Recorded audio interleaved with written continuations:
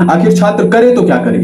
कभी परीक्षा टल जाती है तो कभी पेपर लीक हो जाता है, कभी भर्ती वर्षों तक पूरी नहीं होती, कभी परीक्षा रद्द कर दी जाती है। जब मन हुआ नोटिफिकेशन आ गया, जब मन हुआ परीक्षाएं करा दी गई। इसमें नुकसान किसका है? किसी की सालों की मेहनत खत्म हो गई, किसी की उम्र सीमा निकल गई, कोई आर्थिक तंगी में टूट जाता है। और दुख की बात यह है, कुछ छात्र मानसिक तनाव में आकर आत्महत्या जैसा कदम भी उठा लेते हैं। आखिर छात्र करें तो क्या करें?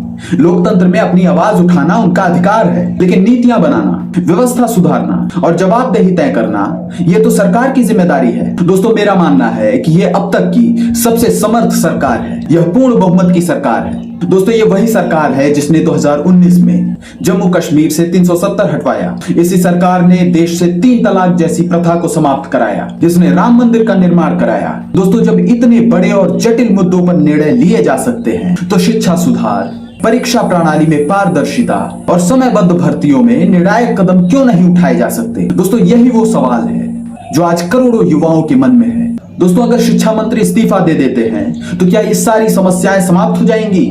बिल्कुल भी नहीं। इसलिए दोस्तों, हमारी मांग किसी सरकार को गिराने की नहीं, किसी व्यक्ति के खिलाफ नहीं, बल्कि हमारी मांग है एक ऐसी शिक्षा व्यवस्था जहां कोई भी पेपर लीक ना हो, जहां भर्तियां समय पर हो, परीक्षाएं बिना रद्द हुए पूरी हो, तकनीक का सही उपयोग हो और इससे संबंधित जो भी कानून है वो सरकार द्वारा बनाए जाएं, ताकि हर छात्र को अपने भविष्य पर भरोसा हो। दोस्तों, इस वक्त देश के युवाओं को राजनीति नहीं बल्कि नीति की आवश्यकता है, आश्वासन नहीं बल्कि समाधान की आवश्यकता है, शिक्षा व्यवस्था में स्थायी सुधार की आवश्यकता है।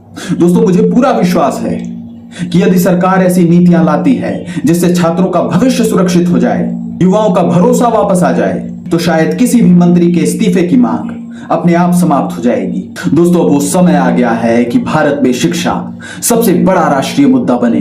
आने वाले चुनाव जाति, धर्म, भाषा, भावनाओं के आधार पर नहीं, बल्कि शिक्षा, रोजगार, तकनीक, रिसर्च, इनोवेशन और पारदर्शी परीक्षा व्यवस्था के नाम पर लड़े जाएं। जय हिंद।